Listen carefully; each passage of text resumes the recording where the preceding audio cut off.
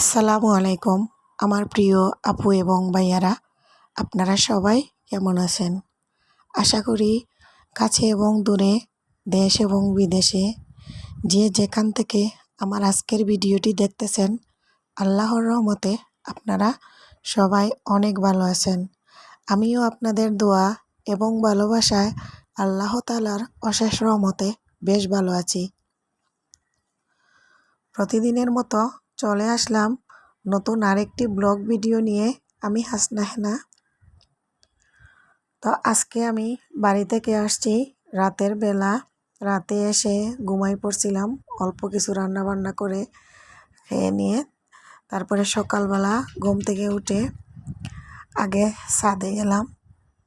ভাবলাম গাছগুলা দেখে আসি, আর সাথে আপনাদেরকেও নিয়ে আসলাম। দেখেন, আমি যে কদিন আগে টমেটোর চারা করছিলাম, টমেটোর চারাগুলোও বড় হয়ে গেছে মাশাআল্লাহ। আর অ্যালোভেরার গাছগুলা বাসায় না থাকার কারণে পানি দেওয়া হয় নাই, লাল হয়ে গেছে।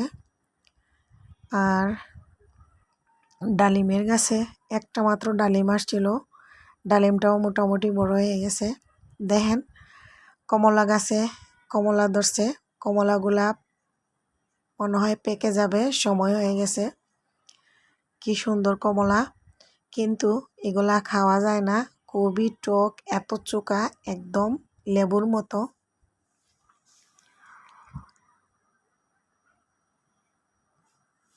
মেহেন্দি গাছের পাতাগুলা সব ঝরে গেছে, বৃষ্টির যে দিয়েছিল, বৃষ্টির মধ্যে পাকনা ছিল পাতাগুলা। আমি আরও বাড়ি থেকে মেহেদি আনি নাই, ভাবলাম আমার গাছে মেহেদি পাতা আছে, নিয়ে আসি, কী করব। মালটা গাছের পাতাগুলোও লাল হয়ে গেছে, আর এই যে মালটাটাও পেকে গেছে, কালার চেঞ্জ হয়ে আসছে।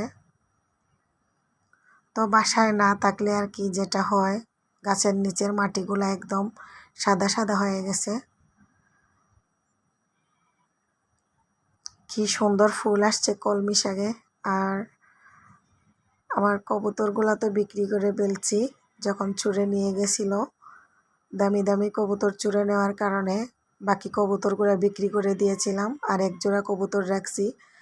আর আমি কবুতরের কাছে যখন গেলাম, দেখেন কি খুশি, আমাকে দেখে কিছু একটা বলতে চাচ্ছিল, কি মজা করছে।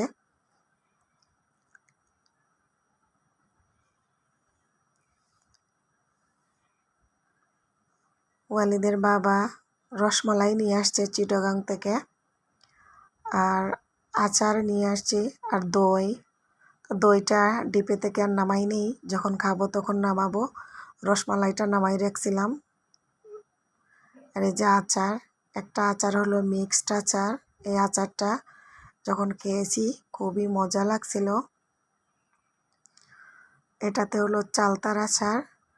দুপদের আচার ও বাড়ি যাওয়ার সময় নিয়ে গেছিল। বাসায় এসে আমাদেরকে যখন পায় নাই, ওর আর ভালো লাগেনি 2 দিন বাড়িতে, তাই বাসায় থাকার পর ও বাড়িতে চলে গেছিল। এই যে রাতে এসে লাউ মাছ দিয়ে রান্না করে খেয়েছিলাম, আর এইটুকু তরকারি রয়েছিল, জাল দিয়ে নিচ্ছি। হাঁড়ি পাতিলগুলো এইভাবে রেখে গিয়েছিলাম, তো এইগুলো আবার ধুইতে হবে। তেলাপোকা হাঁটলেও তো হাঁটতে পারে। আর আপনাদের ভাইয়া দেখেন কি একটা আকাম করছে, আমি বাসায় নাই, ও মাছ কিনে, জেতা মাছ পাইছে, পাইয়া মাছ কিনে ফ্রিজে ডিপে এভাবে রেখে দিয়েছিল। এটা তো বোঝার দরকার ছিল যে মাছ, জেতা মাছ কিনলাম, কিনে ফ্রিজে ডিপে রেখে দিলে এটা তো মরে আবার আইস হয়ে যাবে। তো বাসায় আসি, আমার মাথাটা পুরা গরম হয়ে গেছিলো এগুলা দেখে। এখন শক্ত শক্ত অবস্থায় এগুলা আমি পরিষ্কার করে নিব, পানিতে ভিজাই নিলাম। এটাকে আমরা সিলেটিরা বলি কাইল্লা মাছ, আর এখানে ঢাকায় বলে কালবাউস। তো মাছগুলা খুবই ফ্রেশ ছিল। আর ডিপে রাখা মাছ আমি কিভাবে ক্লিন করি আপনাদেরকে একটু দেখাই দিলাম। আমার ভিডিওটি দেখে আপনাদের যদি একটু ভালো লেগে থাকে, প্লিজ একটা লাইক দিবেন, লাইক দিয়ে ভিডিওটা কন্টিনিউ করে রাখবেন।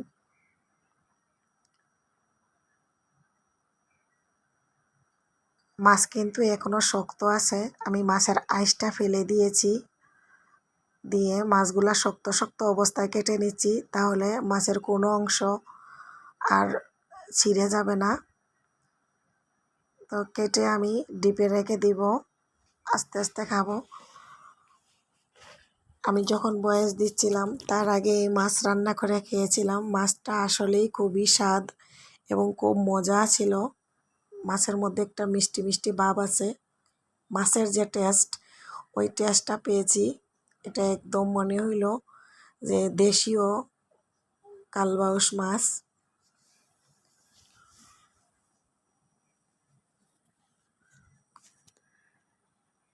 আপনারা যারা আমার ভিডিও দেখেন, দেখে যদি ভালো নাও লাগে, তারপরে দেখবেন হয়তোবা কোনো এক সময় আমার ভিডিওগুলা কোনো একটা পার্ট আপনাদের ভালো লেগে যেতে পারে। মাছগুলা বক্সে করে ফ্রিজে রেখে দিয়েছি, আর এখন এই যে মাছ ভাজি করে 4 পিস ভুনা করব। রাতের বেলা ভিডিও করতেছি, ভিডিওগুলা তেমন ভালো আসতেছে না। বাসায় যেহেতু চলে আসছি ব্যস্ত সময়, তো বুঝেনি ছোটো বাচ্চা, আবার দোকানেও যেতে হয় ব্যবসার কাজে, দিনের বেলা গ্যাসও থাকে না। তাই সব দিক ফলো করে চিন্তা ভাবনা করে আমি রাতের বেলায় রান্নাটা করে নেই। দিনে শুধু জাল দিয়ে ভাত রান্না করে খাওয়া যায়। মাছ ভুনা করার জন্য তেল দিয়ে পেঁয়াজ, রসুন, আদা সব দিয়ে বাকি সব গুঁড়া মশলা অ্যাড করে নিয়ে মশলাগুলো আমি কষিয়ে নিচ্ছি।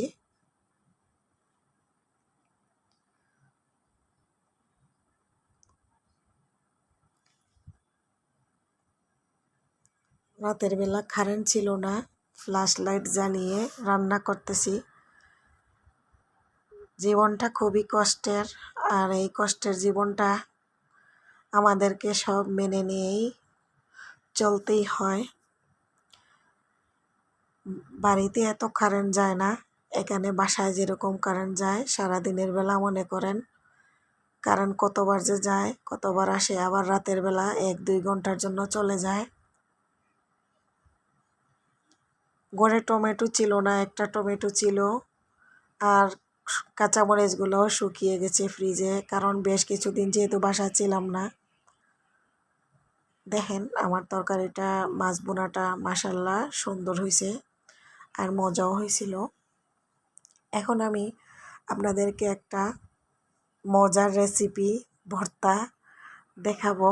আপনারা এভাবে আমি যেভাবে করছি ঠিক এভাবে দেখে যদি ট্রাই করেন, আমি আশা করি আপনাদেরও ভালো লাগবে। আমি টাকি মাছের ভর্তা করব, সেই জন্য দিয়ে দিয়েছি প্রায় 1 কাপ পরিমাণ পেঁয়াজ কুচি, 1/2 কাপ পরিমাণ রসুন কুচি, কয়টা কাঁচামরিচ, আর এই যে 3টা বড় বড় টাকি মাছ। আমি আলাদাভাবে আর মাছগুলা বাছতেছি না, সময় কম, রাতের অনেকটা সময় হয়ে গেছে, রাতের প্রায় 11টা বাজে। তো মাছগুলোও আমি একসঙ্গে ভেজে নিচ্ছি, আর এই যে পেঁয়াজ, রসুন, কাঁচামরিচগুলোও একসাথে এক পাশে দিয়ে দিয়েছি, ভালো করে ভেজে নেব।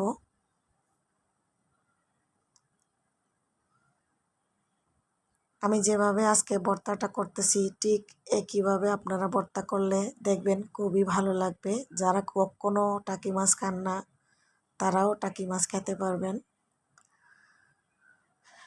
আপনারা যারা নতুন নতুন আপু এবং ভাইয়েরা আমার ভিডিওটি দেখতেছেন, প্লিজ আমার ভিডিওটি দেখে একটা সাবস্ক্রাইব করে দিবেন, আর সাবস্ক্রাইব করার পর পাশে থাকা বেল আইকনে ক্লিক করে দিবেন। তাহলে আমার ভিডিওগুলা আপনারা দেখতে পারবেন, আপনাদের কাছে নোটিফিকেশন চলে যাবে।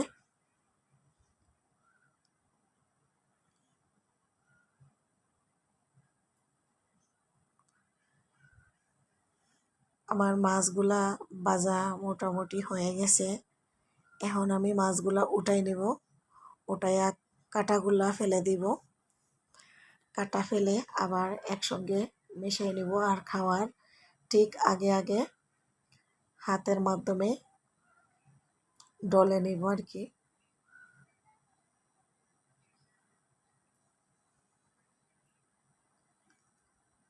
এই পর্যন্ত যারা আমার সাথে ছিলেন, আমার ভিডিওটি দেখেছেন, আপনাদেরকে অসংখ্য ধন্যবাদ।